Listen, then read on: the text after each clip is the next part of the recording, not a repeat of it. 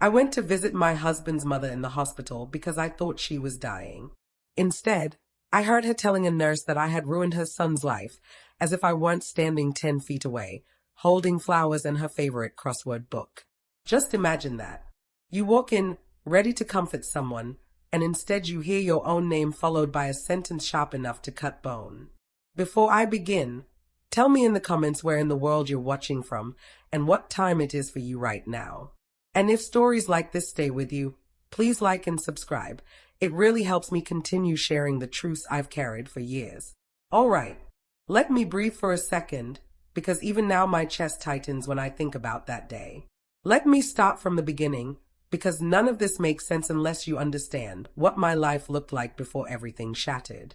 My name is Emily. I'm 33, originally from Ohio, and at the time all of this happened, I was living in a quiet neighborhood in North Carolina with my husband, Jason. We'd been married 6 years, together almost 10, long enough to settle into routines that felt as familiar as the back of my own hand. Jason was the kind of man people would describe as steady, dependable, soft-spoken unless he was talking about something he loved, like restoring old radios or watching football with a level of intensity that made me laugh. He worked as an HVAC technician, leaving early every morning with coffee in a travel mug and coming home tired but smiling, always smelling like metal and cold air from the units he serviced. Our home wasn't anything special, a small 2-bedroom townhouse at the end of a cul-de-sac. Beige siding, too many squirrel noises on the roof, a driveway with a crack we kept saying would fix next spring, except spring kept coming and going, and that crack stayed exactly where it was. But it was ours, and for a while, it felt like a quiet little world we'd built together. Evenings were predictable in a comforting way. Jason would come home, toss his work gloves onto the counter, kiss me on the cheek, and ask, "What's for dinner?" in that playful voice he used when he knew damn well he was the one cooking that night. We'd eat together, talk about nothing and everything, and then collapse on the couch to watch whatever show we were half invested in.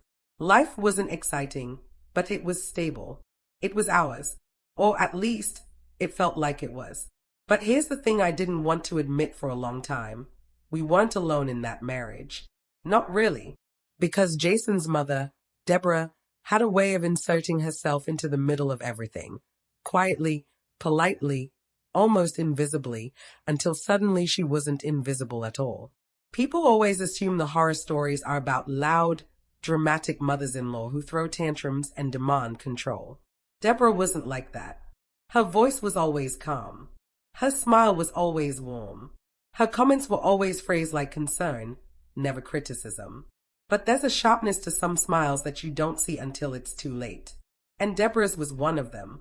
She lived about 45 minutes away in Jason's childhood home, a neat, tidy little single-story house he'd helped maintain since he was a teenager. He was her only child.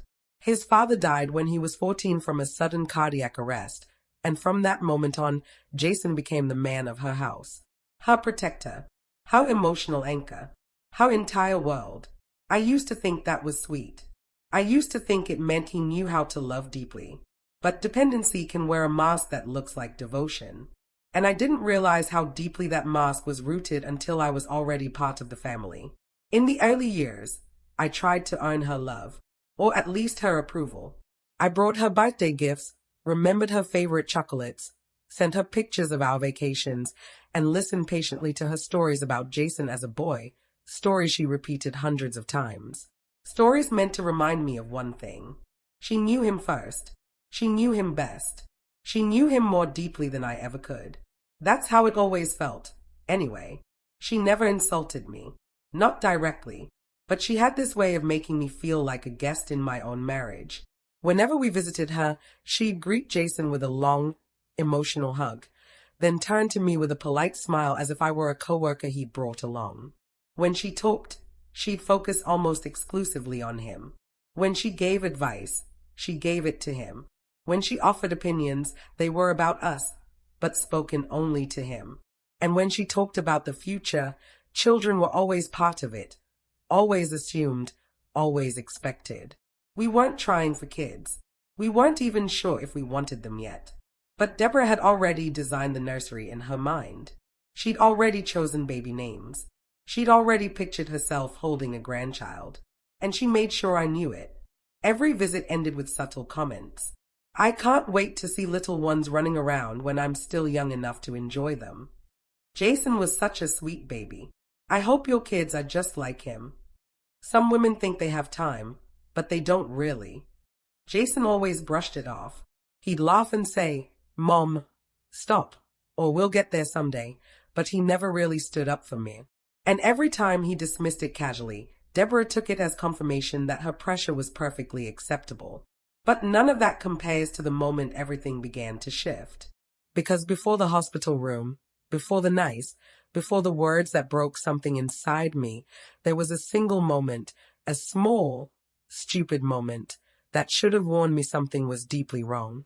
It happened during a visit to Deborah's house about 9 months before the hospital incident. Jason and I were supposed to have a simple Sunday lunch with her. I went inside to wash my hands, and on my way back to the kitchen, I overheard Deborah speaking in this soft, worried tone, the kind she used when she wanted to sound maternal and fragile. I thought she was talking on the phone. Then I heard Jason's voice, and then her words drifted into the hallway like smoke. "I just worry that she's holding you back, sweetheart." I stopped walking. It felt like the air left my lungs. Then she said, "You could have been so much more. You had so much potential." My stomach dropped. Jason didn't defend me. He didn't tell her she was wrong. He just sighed quietly and said something I couldn't quite make out. I stood there frozen, my back pressed against the wall, feeling like an eavesdropper in my own marriage. They never knew I heard them, and I never told Jason I did. Not then. But that moment planted a seed of something bitter. Something I couldn't name. Something that made everything she said and did afterward feel sharper. I tried to ignore it. I tried to pretend it didn't matter. I tried to believe she didn't mean it the way it sounded. But that was the beginning. Not of the end. No, not yet. The end came much later, in that hospital room where she revealed how she really saw me. But that quiet Sunday afternoon was the first crack. The first sign that underneath her sweet tone and gentle smile, there was a truth waiting to surface. And I had no idea how deep that truth went. Not yet. I had no idea what she was capable of, or how far she'd go. But that moment was a whisper. The hospital? That was the scream. And that's where the real story begins. After that moment in Deborah's hallway, I didn't bring it up with Jason. Not because I was scared to talk to him, but because I didn't know what I would even say. "Hey, I overheard your mom telling you I'm holding you back. Sounds like a loaded grenade in a marriage." And I wasn't sure I had the emotional strength to deal with the explosion. So I did what so many wives, so many people, really, do when something hurts but feels too small to justify a fight. I buried it. I told myself I'd misheard. I told myself I didn't know the tone. I told myself Jason probably defended me in the part one couldn't hear. But the truth is, I didn't really believe any of that. Still, I tried. I tried to let things go. I tried to keep our life peaceful because that's what I thought a good wife did. And for a while, things did seem peaceful. Jason was working steady hours, and I had just been promoted at my job. The extra pay didn't make us rich, but it lifted some pressure. We started talking about doing small weekend trips again, maybe going to Asheville or Savannah like we used to before life got busy.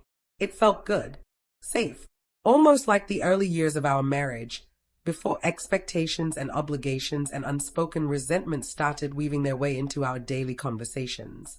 But even in that stability, there were patterns, little things that didn't register as problems until I started looking back. Jason was always available for Deborah. Always. No matter what we were doing, if his phone lit up with her name, he answered immediately. If she needed groceries, we drove over. If she was lonely, he'd talk to her for an hour. If she felt bored, he'd stop by just for a minute, which always turned into 2 or 3 hours. I didn't resent the care. I resented the priority.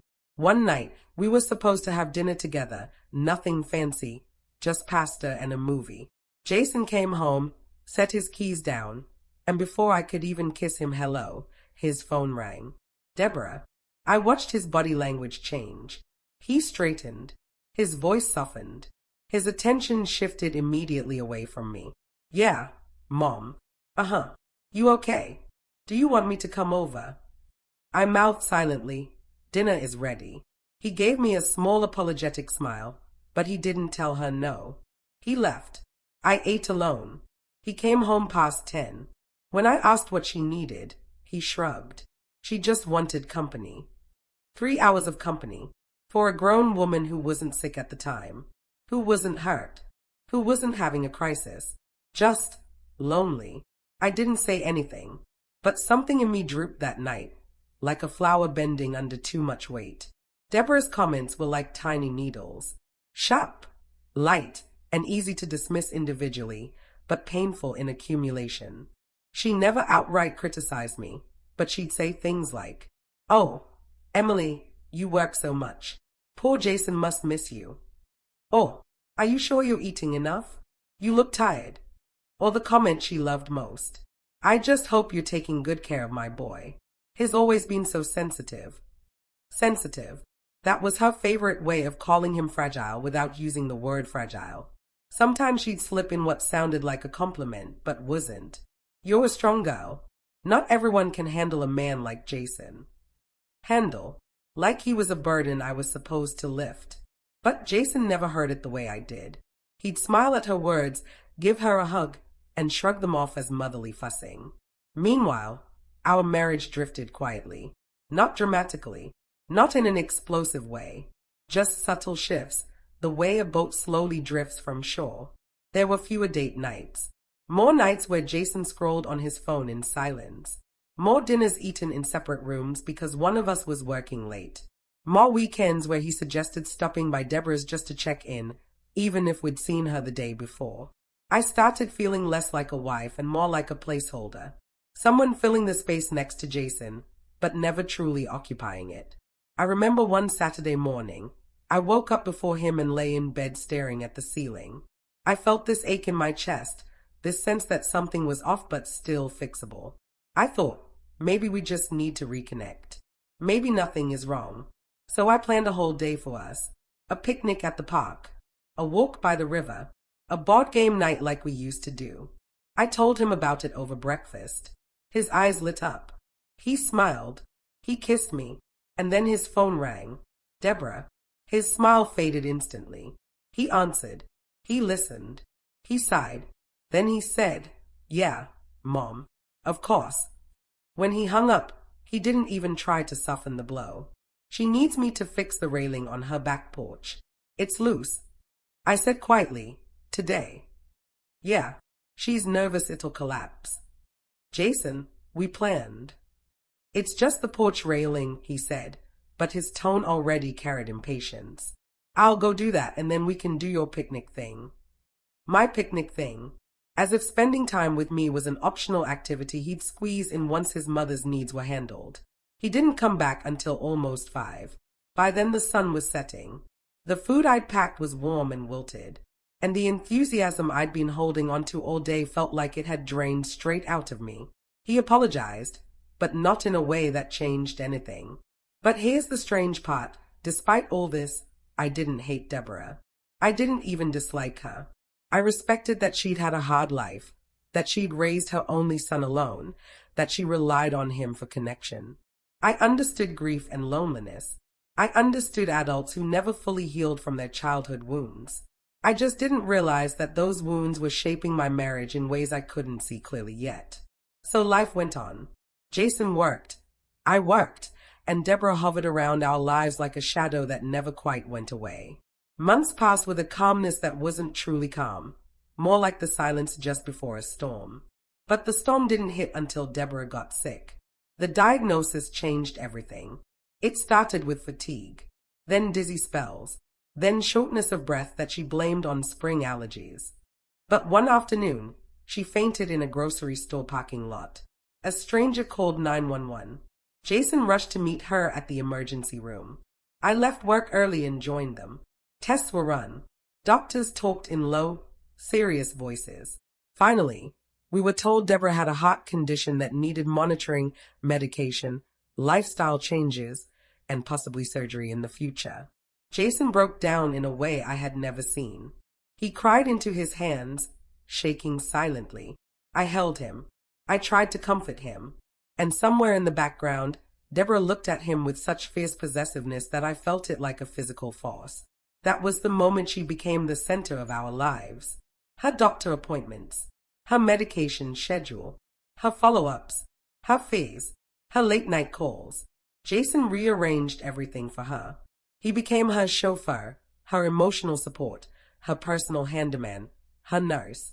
I tried to help, but she only wanted him. One time I offered to drive her to a checkup so Jason wouldn't have to take off work. She smiled sweetly and said, "Oh no, honey, these things are important. Jason should be here. I always feel calmer when he's with me." Calmer, as if I didn't count, as if Jason existed solely to fulfill her needs. And he didn't see any of it. He only saw a sick mother who needed him. So I stepped back. I tried not to take it personally. I tried to believe this was temporary. But as the months went by, Deborah's health went up and down. Jason devoted himself to her completely, and I felt my marriage slipping like sand through fingers I couldn't close. Then came the hospitalization, the one that would lead to everything unraveling. Deborah had another fainting episode. Worse this time.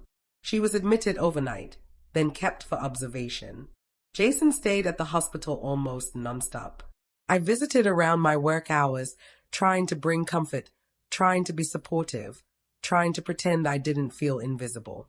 Then, on the day everything snapped, I walked into the hospital room holding flowers, a crossword book, and this fragile hope that maybe, just maybe, we could start healing some of the distance that had grown between us. Instead, I heard Deborah's voice on the other side of the curtain. Calm, casual, confident, and the words she said. Because that moment was the first real crack in the illusion. The first time I realized Deborah didn't just dislike me. She wanted me out. And she had already started planting the seeds to make that happen. The day everything began to unravel didn't look dramatic from the outside. It was a Tuesday, gray sky, crisp air, the kind of morning when nothing feels urgent. I remember sitting in my car in the hospital parking lot, gripping the steering wheel a little too tight. I took a long breath before going inside, telling myself, "You're here to support Jason. You're here to support Deborah. Just be calm." But calm is hard when your marriage already feels like a thin sheet of glass, and you keep hearing faint cracking sounds somewhere underneath your feet. When I walked into Deborah's hospital room, I expected the usual quiet bustle, beeping machines, nurses moving around, the sterile smell of disinfectant. Instead, I heard voices. Soft voices. Closed voices. I stopped mid-step, still hidden behind the partially closed curtain. Deborah was speaking to a nurse, her tone gentle and almost fragile, as if she were confiding something painfully intimate. She said, "I worry about Jason so much. He's my whole world. And lately, I can see how tired he is, how drained." The nurse murmured something I couldn't make out, something like sympathy. Deborah continued, "I hate that he feels responsible for me, especially with how hard his marriage has been on him." My breath caught. "Hard on him?" The nurse asked, "You mean his wife?" And Deborah let out this long, weary sigh. The kind people use when they want to sound unwillingly honest. "It's just, Emily isn't what I hoped for him. She's not supportive. She doesn't understand his needs. She keeps him from reaching his full potential. And she doesn't really care for me." Care for her? The flowers in my hand suddenly felt ridiculous, like props in a play I didn't realize I was acting in. The nurse said gently, "It must be difficult, feeling that way." "Oh, it is," Deborah whispered. "Jason deserves better. He's always given so much. But she holds him back, emotionally and in other ways. I'm just so afraid he's settled." Settled?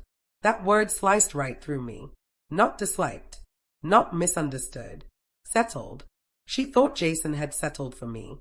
And the worst part? She said it with such sorrow, such conviction, that it sounded like the truth. I stood perfectly still, afraid any movement would make a noise. I wasn't supposed to hear this, not in her eyes, not in Jason's, not in anyone's. I was meant to stay in the role she'd crafted for me, the outsider, the nuisance, the obstacle. But hearing her speak like that, it forced me into a new role, one of someone who could finally see clearly. She wasn't just a concerned mother. She wasn't just lonely. She wasn't just protective. Deborah didn't want me in Jason's life, and she wasn't afraid to say it to strangers. I stepped back slowly, pressing my spine against the wall, grounding myself because my legs were shaking. A nurse walked past me and smiled politely, having no idea she'd just witnessed the unraveling of my marriage from 10 feet away. I didn't know what to do. Go inside and pretend I heard nothing? Leave? Scream? Cry? Part of me wanted to march into the room and say, "Really, Deborah? I don't care for you." After I left work, rearranged my schedule, bought flowers, bought crossword puzzles, and have spent months supporting you while my marriage is suffocating under your expectations. But I couldn't. Not yet. Because Jason wasn't there. And I didn't want to give her the satisfaction of seeing me hurt. So I waited. I waited until I heard the nurse leave. I waited until the room fell silent. Then, carefully, I straightened my shoulders, pushed open the curtain, and stepped inside as if nothing had happened. Deborah looked up, startled, too startled. Her expression flickered for half a second, like she didn't expect me to show up at all. "Oh, Emily," she said, forcing a smile. "You came." Her surprise stung. Why wouldn't I come? Was she expecting Jason only? Was she hoping it? I placed the flowers on her bedside table and said softly, "Of course I came." "Your family." Her eyes lowered at the word family, almost like it offended her. I noticed. I remember noticing every tiny movement she made, every breath that sounded forced, every expression that didn't match her words. Because when you've just heard someone spill their true feelings about you, you suddenly see them with a clarity that can feel almost blinding. Deborah's voice was quieter when she spoke again. "Jason's on his way. He just stepped out to get me some tea." I nodded. I sat there, and for several minutes, neither of us said much.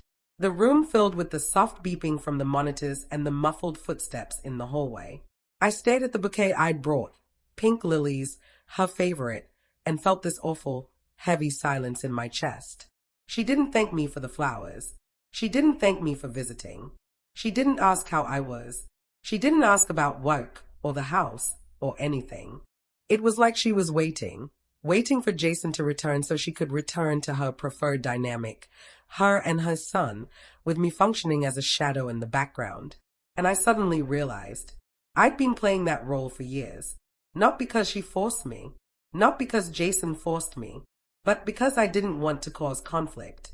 I thought being easygoing made me a better partner. I thought giving them space was healthy. I thought respecting their bond was the right thing to do. But respect only works when it flows both ways. Deborah never respected me, not as Jason's wife, and certainly not as a person. I was an inconvenience, a barrier, a disappointment. And now she was boldly saying it to hospital staff, sowing a narrative that painted Jason as a struggling, neglected husband trapped in an unsupportive marriage. A narrative that made her look like the suffering saint. I didn't say anything while waiting for Jason. I just sat there, breathing slowly, trying to keep my composure because crying in front of her would have felt like losing. A few minutes later, Jason walked in with a paper cup and a packet of sugar. His face lit up when he saw me. "Hey, babe," he said, leaning down to kiss my forehead. "Glad you came." Glad I came. Those words felt so different from Deborah's earlier implication that my absence was normal, expected, even preferable. Deborah softened immediately with him there, like flipping a switch. She reached out her hand weakly, murmuring, "There's my sweet boy," as if she'd been waiting for her cue. I watched them, and for the first time, instead of feeling invisible, I felt replaced. Not by another woman, not by an affair, but by a mother who never released her emotional hold on her son and had no intention of doing so. Jason settled into the chair next to her. He began asking how she felt, what the doctor said, whether she needed anything. She answered with mild dramatic flair, casting glances at me that were almost triumphant. like she thought she'd won something. Eventually, I excused myself to get some water because I needed air. When I stepped into the hallway, I exhaled shakily, feeling the sting of her words repeating in my head. She holds him back. She doesn't care for me. He's settled. Settled. I didn't know if that was true. I didn't know if Jason felt that way. But it planted something, an ache, a question, a tiny spark of dread that would grow into a fire. Because once a doubt like that enters your mind, nothing feels stable anymore. You start noticing patterns you ignored. You start questioning every small sign. You start wondering what's happening when you're not in the room. That was the moment the ground under my marriage shifted. Not enough to break. Not yet. But enough to create a crack I could no longer ignore. And part of me knew, deep down, that Deborah wasn't done. She had more to say, more to reveal, more seeds to plant. And Jason, he had no idea any of this was happening. Not yet. But soon, even he wouldn't be able to pretend everything was okay. Because what I heard next, what I discovered in the days that followed, would make Deborah's hospital comment feel like a whisper compared to the storm waiting behind it. If the hospital incident was the spark, the days that followed were the slow burn, the kind of burn that doesn't blister at first, but creeps deeper, hotter, until you suddenly realize your entire foundation is on fire. After hearing Deborah say those things about me, I tried to act normal, tried to stay steady, tried to convince myself it was just her fear talking, her illness, her anxiety. But that wasn't the truth, and a part of me knew it. Still, Jason didn't notice my quietness that night. He was too focused on updating Deborah's siblings, texting her neighbors, sending her lab results to someone she trusted from her church. I watched him from across our living room, the way his brow furrowed, the way his jaw clenched, the way he absorbed her stress like a sponge. He finally came to bed around midnight. I pretended to be asleep because I didn't trust my voice. I didn't know how to tell him what I'd overheard without sounding accusatory. And even worse, I wasn't sure if he would defend me. That was the part that terrified me the most. The shift started the next morning. Jason left early to visit Deborah again. I went to work, trying to drown myself in spreadsheets and deadlines, but my mind kept drifting. Did Deborah mean all of it? Had she said similar things to other people? And had she said anything like that to Jason before? I went into the break room to make coffee, and while the machine gurgled, I pressed my palms to the counter and whispered to myself, "You need to stop spiraling. You don't know anything for sure yet." But the human brain doesn't care about logic. It cares about survival. And mine was suddenly convinced something in my marriage was collapsing. That evening, when Jason returned home, I watched him carefully, his mood, his energy, his tone. Something felt different. He wasn't visibly angry, but he was withdrawn. He ate quietly. He showered early. He didn't ask about my day. His mind was clearly elsewhere. I wanted to ask, "Are you okay? Did something happen?" But again, the words got stuck. We went to bed in silence, and the silence felt thick, heavy, like it was holding something back. The first real clue came 2 days later. Jason had left his phone on the kitchen counter when he went to take out the trash. It buzzed once, lighting up with a notification. Message from Mom. I didn't touch it. I didn't snoop. I didn't even walk closer. I just stared at the screen from a distance, feeling that sinking, nauseating heaviness in my gut. Because I hadn't texted Deborah at all that week, not after what I'd heard. I needed distance, and she certainly hadn't texted me. So whatever conversation she and Jason were having was happening entirely without me. And I could feel, instinctively, that it was about me. When Jason returned, he picked up his phone quickly. Not suspiciously, not guiltily, just protectively, like the phone was suddenly a door to something private. He typed back fast, then locked the screen before I could see even a single word. He didn't notice me watching. Or maybe he did. Maybe he just didn't care if I saw the change. Small signs began lining up like dominoes. Jason became quieter, less affectionate, more easily irritated. Not dramatically, nothing a therapist or friend would call alarming. Just subtle differences, small shifts in tone and expression. Enough that someone who knew him intimately, someone like me, could feel the distance widening. Whenever I suggested spending time together, he hesitated. Whenever his phone buzzed, he checked it instantly, especially if it was Deborah. Whenever I mentioned her name, his jaw tightened. It wasn't all at once, and it wasn't obvious. It was slow, gradual, invisible unless you were paying attention. And I was paying attention. Because once doubt enters your mind, you start noticing everything. Then, the real discovery hit. It happened on a Sunday afternoon, about a week after the hospital conversation. Jason was outside in the driveway working on his toolbox. I was inside tidying the dining room, trying to distract myself from the anxiety that had become a constant hum beneath my ribs. His tablet was on the table, not hidden, not locked, just lying there. A notification popped up across the screen. It wasn't a text. It was an email. From Deborah. Subject line, "We need to talk about Emily." My body went cold. Not hot with anger. Cold with realization. I didn't open it. I didn't touch a thing. But I didn't need to read it to understand the weight of those 6 words. We need to talk about Emily. Who emails their grown son with that subject line unless something deeply manipulative is happening? My heart pounded. My throat tightened. My hand shook. I stepped back from the table like the device had shocked me. I waited for Jason to come inside. And when he did, I pretended nothing had happened. But he saw something in my face, some flicker of unease, and he frowned. "You okay?" he asked. I nodded. Because what else could I say? That tablet just confirmed my mother-in-law is orchestrating a slow emotional takedown of my marriage. No, I needed proof. I needed clarity. I needed to understand the scale of what was happening before confronting anything. The next discovery was accidental. Almost too perfect. Almost like fate cracked the door open for me. Later that evening, Jason fell asleep early on the couch.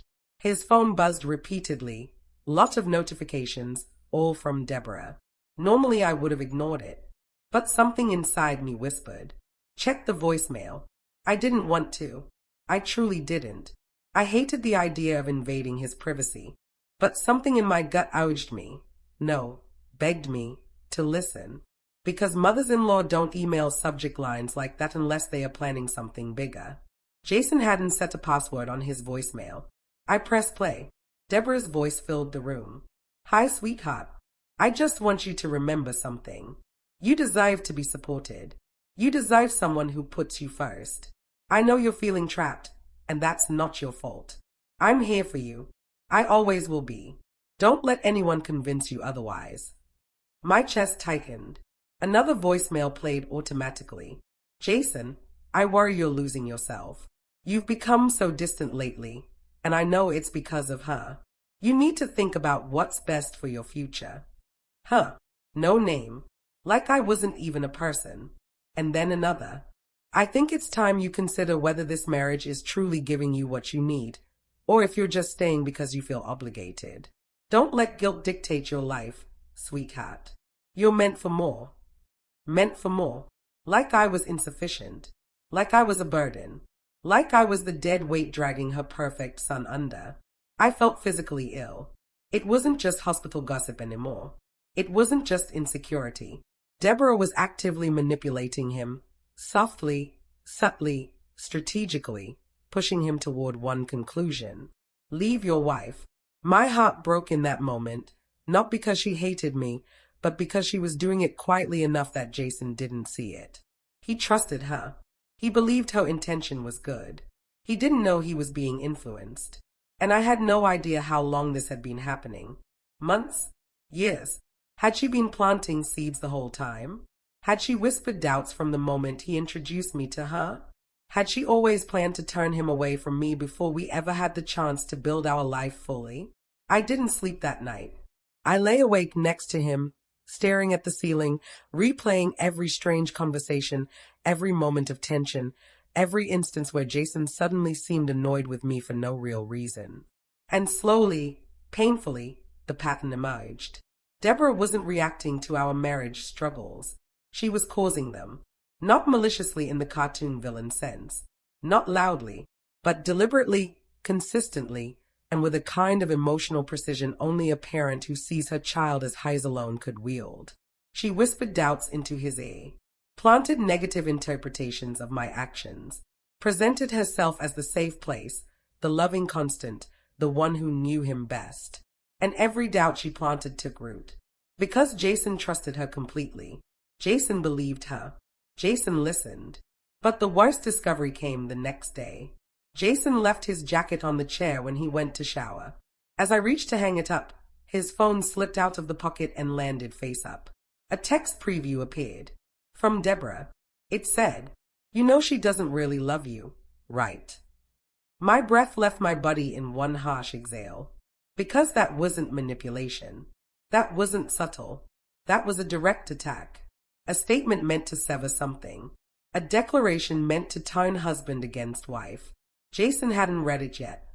The message was new. He was still in the shower. I didn't open the message. I didn't reply. I didn't delete anything. I just stayed at it for a long, painful moment, feeling something inside me crumble. That was the lowest point. The moment I realized I wasn't paranoid. I wasn't overthinking. I wasn't misinterpreting. Deborah wasn't just undermining me. She was rewriting our marriage from the inside. She was telling Jason who I was. She was defining my intentions. She was dismantling my relationship piece by piece while smiling sweetly whenever she saw me. And Jason, God, Jason was drifting in her direction because her voice was louder than mine in his world. I felt small, invisible, powerless, like I was losing a battle I didn't even know had started until I was already bleeding. But that moment, the text message, I felt something shift inside me. Not anger, not yet. Something colder, something sharper, something that whispered, "Enough," because even broken hearts can harden into something strong. And I knew, as I stood there holding his jacket, that this was the moment I stopped being afraid to confront the truth. I just didn't know what that confrontation would uncover, or how much worse things would get before they got better. But I was done being the silent casualty in a war I never agreed to fight. There's a kind of silence that doesn't soothe you. A silence that doesn't rest in your chest but sits on top of it, heavy, cold, demanding to be felt. That's the silence I carried after seeing Deborah's text. "You know she doesn't really love you, right?" 7 words. 7 small, simple words. But they rearranged something in me. When Jason came out of the shower, the steam drifting behind him, humming under his breath like he always did after warm water, I watched him with new eyes. Not angry eyes, not wounded eyes, but clear ones. Eyes that finally understood what I was fighting against. He didn't know his mother had crossed a line. He didn't know I'd heard her ugly truth at the hospital. He didn't know I'd listened to her voicemails dripping with manipulation. He didn't know she had been pulling invisible strings around our marriage until it started to look less like a partnership and more like a puppet show, and Jason was the marionette without realizing it.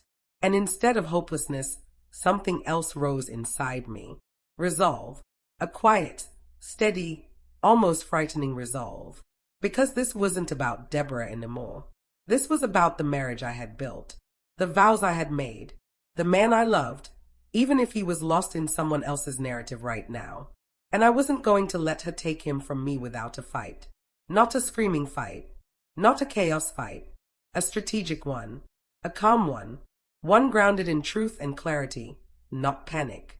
I remember sitting on the couch after he fell asleep that night, the lamp casting a soft circle of light around me, and whispering to myself, "You need a plan." Not anger. So I planned. Feist. I accepted the truth.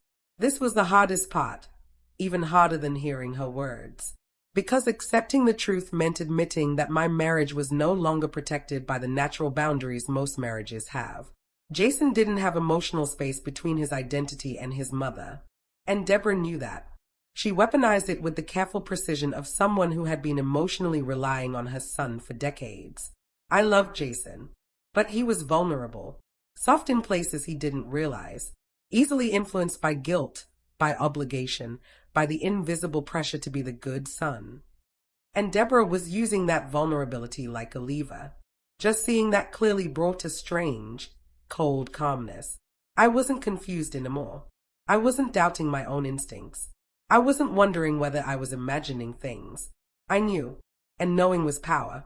Second, I needed to stop reacting emotionally. For weeks, I had been carrying the hurt quietly. Every voicemail, every withdrawn evening, every lingering sentence she'd whispered into his ear. But reacting emotionally would only feed her narrative. If I confronted Jason in anger, it would prove her right in his eyes. If I cried, she'd claim I was manipulating him. If I lashed out, she'd use it as evidence. Deborah wasn't just attacking me. She was building a story around me.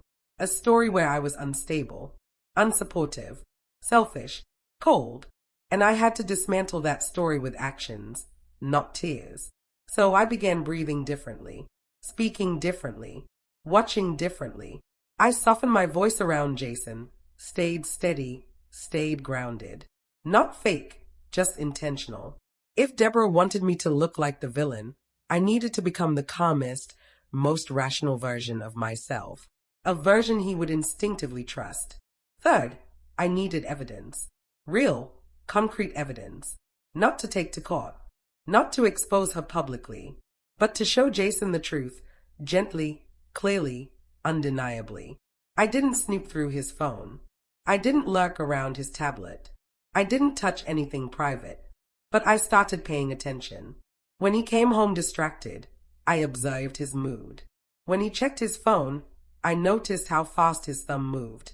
When Deborah called, I memorized the subtle shift in his posture. I wasn't gathering gossip. I was gathering context. Because when the time came to confront the situation, I didn't want it to be a screaming match. I wanted to walk into that conversation armed with clarity, not accusations. Fourth, I needed emotional distance. Quiet emotional distance. Not from Jason. From Deborah. For years, I had tried to please her, to earn her approval, to fold myself into the shape she wanted. But that shape was small, smaller than the woman I actually was.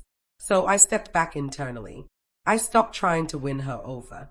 I stopped trying to interpret her comments as harmless. I stopped bending for her comfort. I didn't ignore her. I didn't treat her coldly. I simply stopped offering pieces of myself she wasn't entitled to. This wasn't aggression. It was self-preservation. Fifth, I needed support. Quiet support. I didn't tell my family yet. I didn't tell friends. I didn't tell coworkers. But I did speak to someone, not about Jason, not about Deborah, but about myself. My old therapist. She was calm, steady, and honest in a way I desperately needed. She helped me see the patterns clearly, not just Deborah's manipulation, but my role in enabling it through silence, through accommodating behaviors, through avoidant conflict strategies. She said something that stuck with me. Manipulative people don't need to be loud. They just need to be consistent. And Deborah was consistent. Her tone, her comments, her influence, it was all calculated to feel subtle. But subtle damage is still damage. My therapist also said, you don't have to fight Deborah. You have to reach your husband. And you can't reach him by attacking the person he thinks he's obligated to protect. That sentence became the cornerstone of my plan. Meanwhile, Jason remained distant, but not in a hateful way. He wasn't cruel. He wasn't cold. He wasn't dismissive. He was confused. Like he was suddenly unsure which version of his life was true, the one he lived with me, or the one Deborah painted in his mind. He wasn't pushing me away. He was being pulled. There's a difference. And understanding that difference kept me compassionate instead of bitter. One night, he sat on the couch scrolling on his phone, and for the first time in weeks, he looked at me, really looked. You okay? He asked softly. Something about his voice, it sounded tired, like he was fighting a quiet battle inside himself. I'm here, I said, and I'm with you, whatever you need. That wasn't manipulation. It was reassurance, something Deborah had been stealing from him. His expression softened just a touch. Thank you, he whispered. It was the first crack in her influence. A small one, barely visible, but real. Then came the moment that solidified my resolve. A few days later, Jason came home later than usual. He looked worn out, emotionally drained.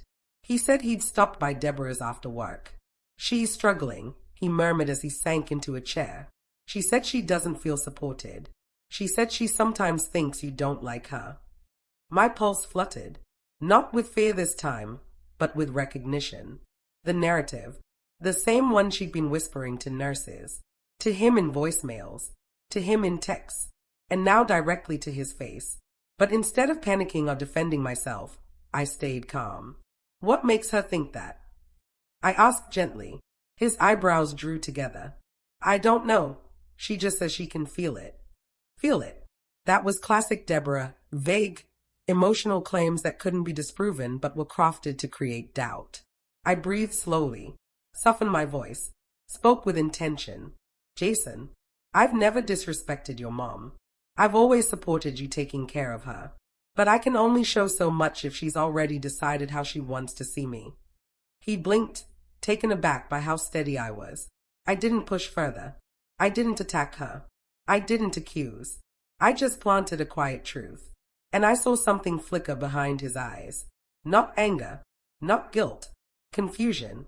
Confusion meant he was starting to question the narrative. Confusion meant my voice was reaching him again.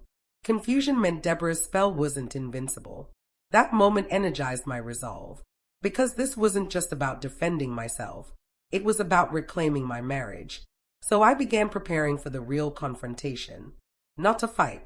Not drama. A conversation. One grounded in facts, not emotions. One grounded in observed behavior, not speculation. One grounded in truth, not manipulation. But I needed timing. I needed strategy. I needed clarity. I waited until three things aligned. Jason was emotionally stable enough to hear me. Not overwhelmed. Not exhausted. Not fresh from Deborah's influence. I could speak without reactivity. I had practiced what I wanted to say over and over in therapy sessions and in front of a mirror. I had enough small, undeniable examples to show the pattern. Not to attack his mother, but to show the impact of her behavior. This wasn't revenge. This wasn't punishment. This wasn't retaliation. This was protection. Protection for myself. Protection for my marriage. Protection for the truth. And the calmer I became, the more Deborah seemed to sense something shifting. Her texts became more frequent. Her tone more urgent. Her comments more pointed.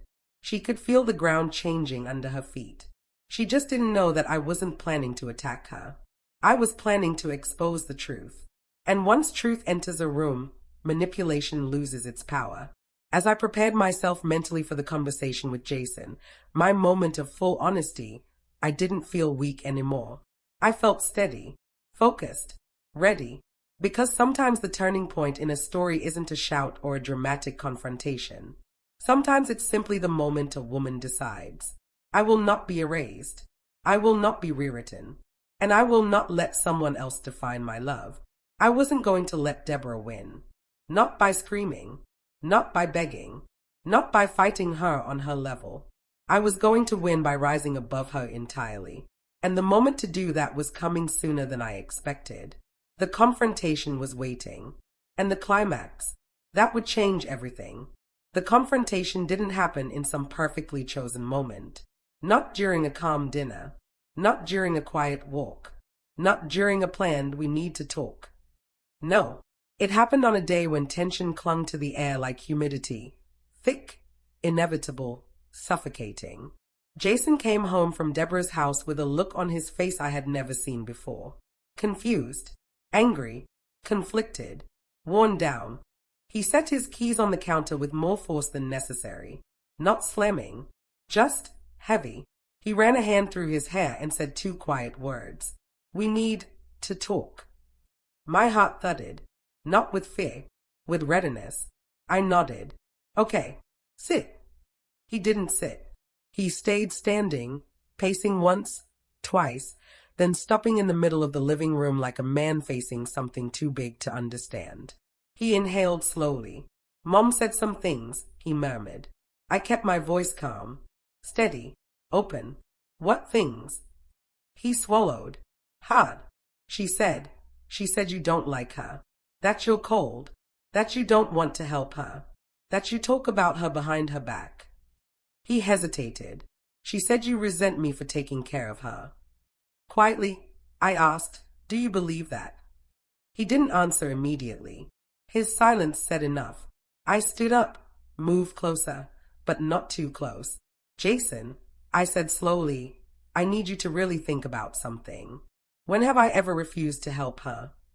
He blinked, thinking, searching, coming up blank. When have I ever asked you to stop checking on her, or tried to keep you from being a good son? Blank again. When have I ever spoken badly about her to anyone? Ever? More blank. He sank into a chair, his elbows on his knees, his hands covering his mouth for a moment. I don't know anymore, he whispered.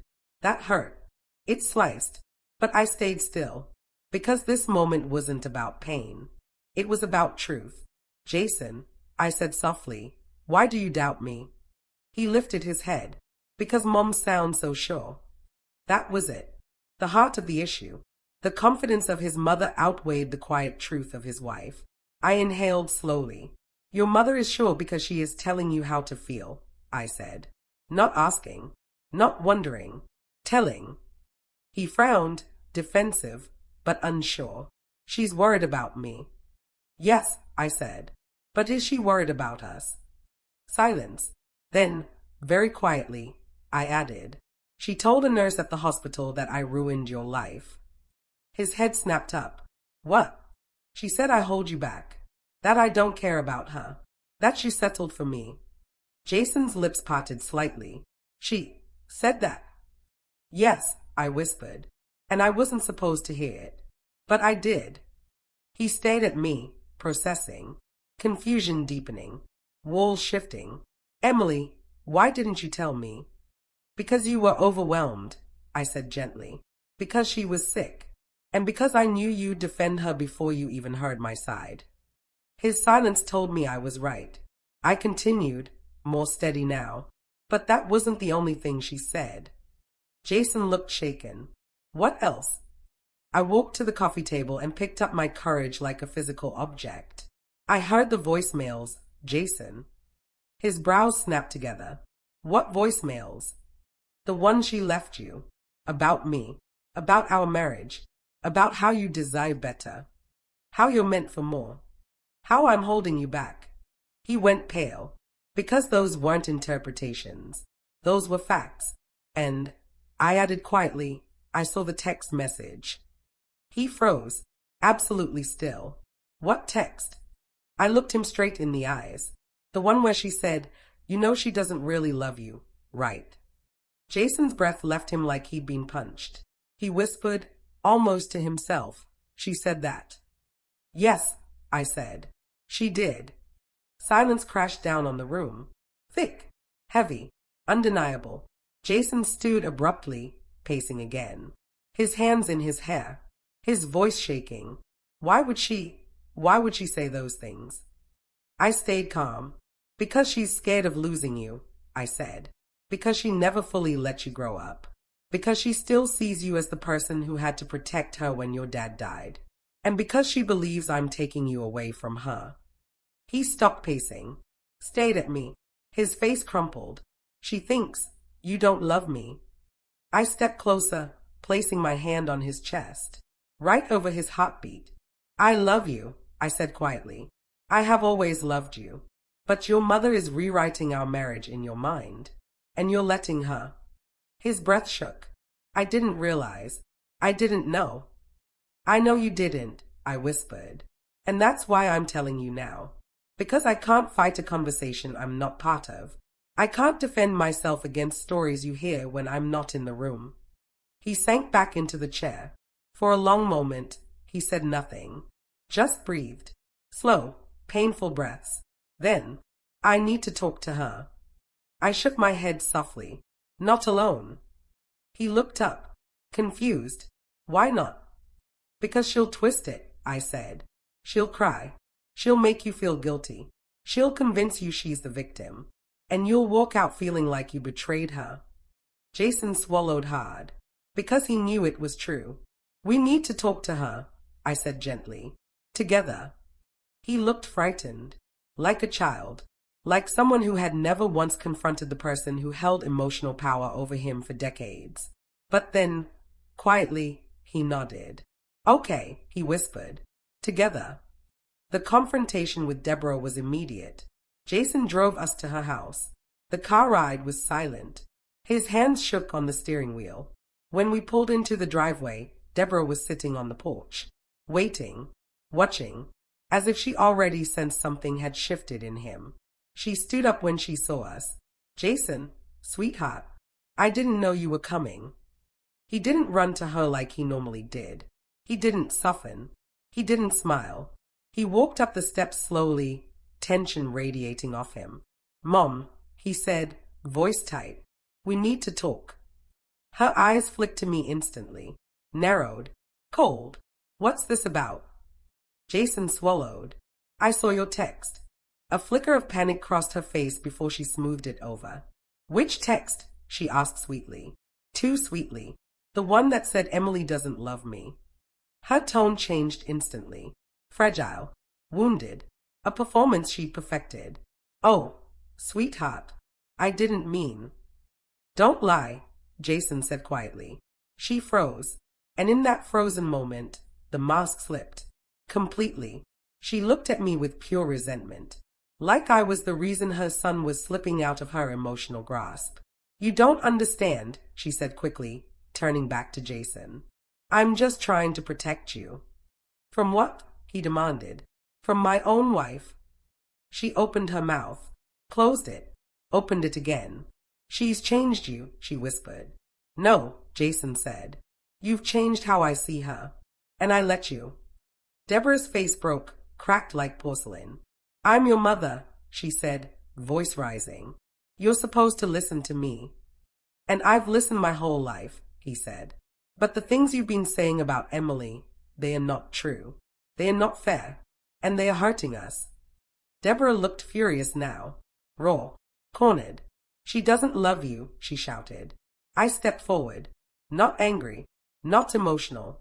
Say it with proof, I said quietly. She turned toward me, shaking. I can feel it.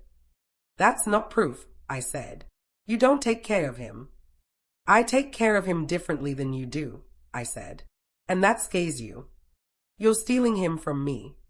There it was. The truth. Finally spoken. Jason inhaled sharply. I exhaled. Softly, I said to her, I am not stealing him. I am sharing life with him. But you won't share him back. Deborah's eyes filled with tears, real or not, I couldn't tell. Jason stepped closer to me, not her. For the first time, ever. Mom, he said, voice breaking, I love you. But I love Emily too. And you can't keep tearing her down. You can't keep coming between us. Deborah shook her head, trembling. No, no, you're choosing her over me. Jason's voice softened, pained, honest. No, I'm choosing my marriage. Deborah let out a sound, half sob, half gasp, like the world shifted under her. Because for the first time in 20 years, Jason wasn't her little boy. He was a man, and he stood with me, not her. She backed up slowly, her breath sharp. If you walk away, Jason, if you take her side, don't expect me to come back from that. It was emotional blackmail, the final card in her deck. Jason looked devastated. But then, he reached for my hand, held it, tight. Mom, he whispered, I hope one day you can accept my marriage.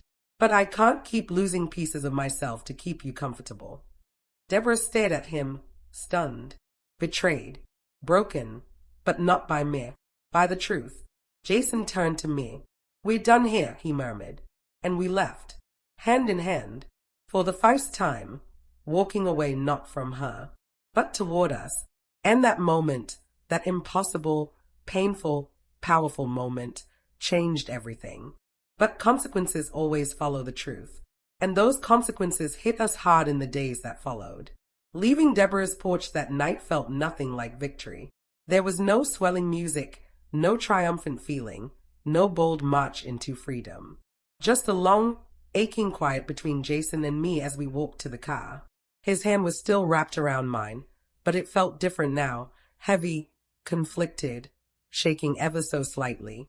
Not because he didn't want me, but because facing the truth of his mother's manipulation was like ripping out a root he'd spent years believing was part of who he was. When he finally closed the car door and sat back in the seat, he rested his forehead against the steering wheel. For a long time, neither of us spoke. I watched his shoulders rise and fall in a pattern that told me he wasn't just thinking, he was grieving. Grieving the version of his mother he thought was real. Grieving the illusion he had clung to since childhood. Grieving the safety he felt in obeying her expectations.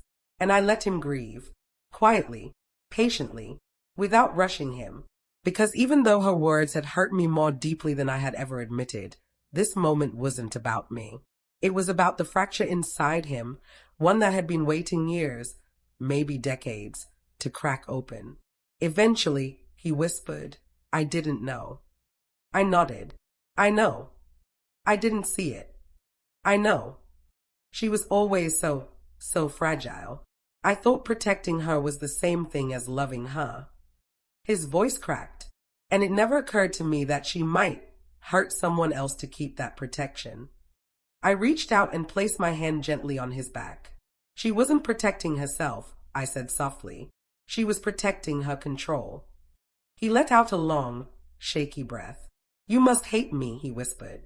That broke my heart, not because he said it, but because he believed it. So I spoke slowly, carefully, making sure every word felt like truth. "I don't hate you, Jason. You're a good man. You've always been a good man. You were taught that your mother's needs mattered more than your own, and you carried that into adulthood without realizing it. That's not something to hate you for. That's something to understand." His eyes filled with tears, and he nodded, swallowing hard. "But it hurt you," he whispered. "Yes," I said honestly. "It did." He turned toward me. "I'm sorry." A simple apology. No excuses. No defensiveness. No anger. And it softened something inside me so deeply I felt my own tears begin to form. "Thank you," I whispered back. The days that followed weren't magical. They were messy. Quietly messy. Deborah didn't call him. Not once. Jason texted her twice. Simple messages. "I love you. I'm here when you're ready to talk. I want you in my life, but not at the expense of my marriage." She didn't reply. Not a word. The silence from her end wasn't peaceful. It was sharp, punishing, cold. Jason felt every inch of that coldness. Some nights he would sit on the couch staring at his phone, thumb hovering over her contact, but he wouldn't call. He'd whisper, "She'll twist it if I reach out first." And he was right. But knowing he was right didn't soften the hurt. He was grieving a mother who wasn't dead, just unreachable behind walls she built herself. I supported him however I could without losing myself. I didn't force positivity. I didn't push him to move on. I didn't demand he choose between us again. I simply made space for both his pain and mine. Sometimes that meant sitting in silence together. Sometimes that meant cooking dinner while he talked through childhood memories. Sometimes that meant going for long drives with no destination because he needed movement to process. And sometimes that meant reminding him gently, "You didn't betray her. You grew." Meanwhile, our marriage began to shift. At first subtly, tiny moments that felt like small blessings. Jason listened differently. Really listened. Not defensively, not distractedly, not through the filter of Deborah's expectations. He asked how my day was and actually cared about the answer. He kissed me with intention, not habit. He reached for my hand first. He sat closer to me on the couch. He looked at me with something new, something like recognition. As if he could finally see me without her shadow cast between us. We booked a date night for the first time in months. Just dinner, nothing extravagant. But during that dinner, we talked, honest, vulnerable, wide open talk. He told me he feared losing me long before he feared disappointing Deborah, but he didn't know how to express that without triggering her guilt. He told me he saw the signs but never understood them. He told me he assumed I was simply stronger emotionally, not realizing I was actually struggling in silence. He apologized again. I apologized too, for my silence, for my avoidance, for letting my hurt simmer instead of expressing it earlier. And after dinner, he held my face in his hands and whispered, "I want our marriage to be ours, not hers." For the first time in months, I felt my chest unclench. A week later, Deborah finally responded. A single text. Not to Jason. To me. It said, "I hope you're happy. His changed because of you." No greeting. No explanation. No acknowledgement of her actions. Just blame. Sharp. Blunt. Unapologetic. I stared at the message for several minutes before deciding not to reply. Not out of anger, but out of clarity. She wasn't ready. She wasn't willing. She wasn't open. And no carefully crafted text from me would change the worldview she clung to so tightly. So I showed the message to Jason. He read it once, closed his eyes, then deleted it silently. He didn't call her, didn't text her back, didn't try to soften the blow. Because for the first time, he understood that her pain didn't justify her attacks. And for the first time, he understood I wasn't the enemy. But healing wasn't linear. Some days, Jason missed her. Really missed her. He'd remember some childhood memory, helping her put up Christmas decorations, or staying up late watching old movies together, and grief would hit him in waves. He'd ask quietly, "Does this make me a bad son?" And I always said, "No, it makes you human." Other days, he felt angry at her lies, at her manipulation, at how much it had cost him emotionally. Sometimes he'd cry in my arms without knowing exactly what he was crying for. And I held him, not as proof he chose me over her, but because that's what partners do. They hold each other through transitions, through grief, through growing pains. And this was a growing pain decades overdue. Meanwhile, I began to heal too. Little by little, I stopped replaying Deborah's words in my head, stopped internalizing her resentment, stopped carrying the weight of her expectations. I realized something powerful. Her opinion of me was not truth. Her narrative was not my identity. Her fears were not my responsibility. I began journaling again. I started meditating in the mornings to quiet the constant self-questioning she'd planted. I let myself laugh again, real, unguarded laughter. And at some point, I realized the heaviness in my chest had faded. Not disappeared completely, but faded enough that I could breathe without pressure.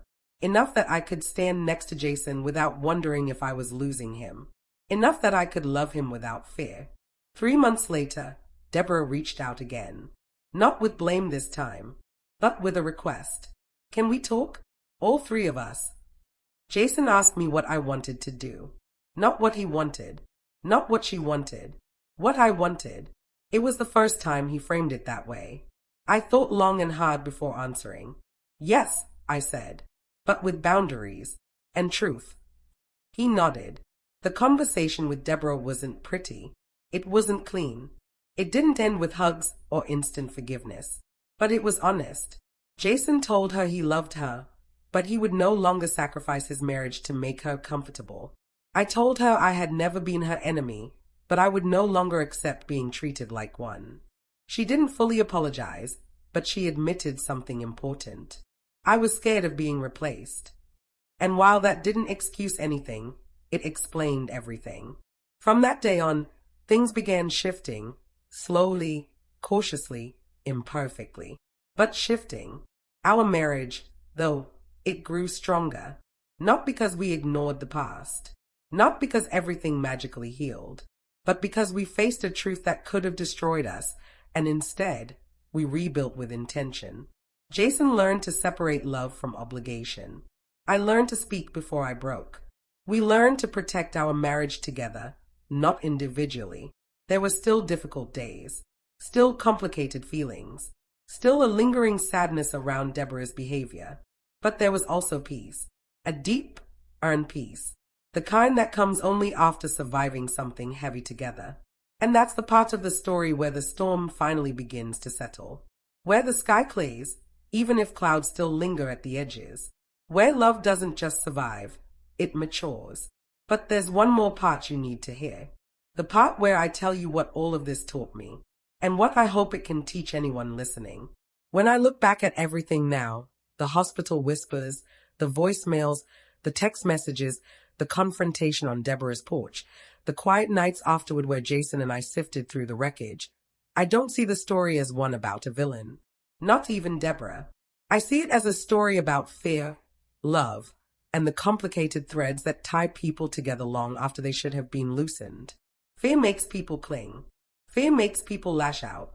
Fear makes people rewrite history, reshape relationships, and convince themselves that love is possession. Deborah wasn't evil. She was terrified of being left behind, terrified of aging, terrified of losing the one person who had filled the void her husband's death left behind. And Jason wasn't weak. He was loyal. Loyal in the way only a child who grew up too fast can be, loyal to a mother who depended on him so heavily he never learned where she ended and he began. And I wasn't helpless. Not really. I was just quiet for too long. I thought being the understanding wife meant swallowing pain, stepping aside, and keeping peace. I thought that silence was maturity. I thought that patience was the only tool I needed in a complicated family dynamic. But silence can be a trap. Patience can be a cage. And understanding can become self-erasure if you're not careful. Healing came when I realized that love without boundaries isn't love, it's sacrifice. And sacrifice, when expected instead of chosen, becomes resentment. Jason and I had to rebuild with new rules. Rules that protected us both. Rules that defined our marriage as a partnership, not a competition with someone else's emotional past. Deborah's influence didn't disappear entirely. Old patterns never vanish overnight. There are still moments, holidays, doctor appointments, birthdays, where she slips into old habits. Times when insecurity flickers across her face like a shadow she hasn't fully escaped. But Jason notices now. He sees it. He adjusts. He brings the conversation back to center, back to balance, back to us, and I've learned to stand firm without fear, to speak calmly without guilt, to show compassion without sacrificing my worth. The three of us have something like peace now, not perfect peace, not effortless peace, but earned peace, a peace built from truth instead of illusions, and that makes it stronger. What I learned that loving someone doesn't mean fixing their wounds for them. I learned that boundaries aren't walls, they are bridges with guardrails. I learned that resentment grows in silence, but healing starts with honesty. Most of all, I learned that relationships, whether romantic or familial, must evolve. And if they don't evolve, they break. Jason and I didn't break. We bent. We strained. We nearly snapped. But in the end, we realigned. We rebuilt from a place of mutual understanding instead of inherited guilt.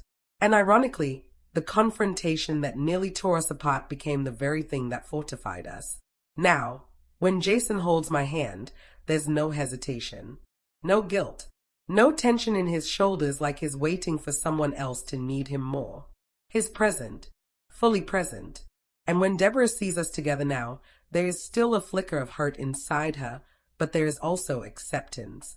A slow, reluctant, but real acceptance. She knows that Jason can love her and love me, that those two loves don't compete, that she doesn't lose him by sharing him. She only loses him when she tries to claim him entirely. That understanding didn't come from a fight. It came from a reckoning, and all three of us needed it. For anyone listening, if you're carrying family wounds into your marriage, yours or your partner's, know this: love doesn't disappear when boundaries appear. Healthy families adapt. Healthy partners grow. Healthy love makes room for everyone without diminishing anyone. But none of that happens without truth. Honest truth. Hard truth. Scary truth. You don't have to shout it. You don't have to weaponize it. You just have to be brave enough to speak it, and brave enough to hear it. I hope, wherever you are right now, you remember that your worth isn't determined by someone else's insecurities. Your marriage isn't defined by outside narratives.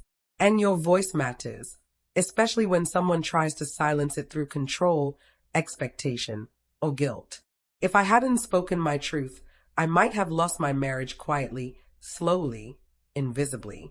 Not because Jason stopped loving me, but because he was caught between two worlds, one built on obligation and one built on partnership. And obligation usually wins until truth enters the room. Truth saved us, not the loud kind, not the dramatic kind, the quiet kind spoken with steadiness after months of breaking silently on the inside. And that's what I want to leave you with. Speak your truth, set your boundaries, protect your peace, and never let someone else define the love inside your own home. Did you like my story? Please like and subscribe and tell me in the comments where you're listening from. I want to know how far this story of mine travels. And if you take one final thought with you, let it be this. Love grows strongest not in silence, but in the light of honest boundaries.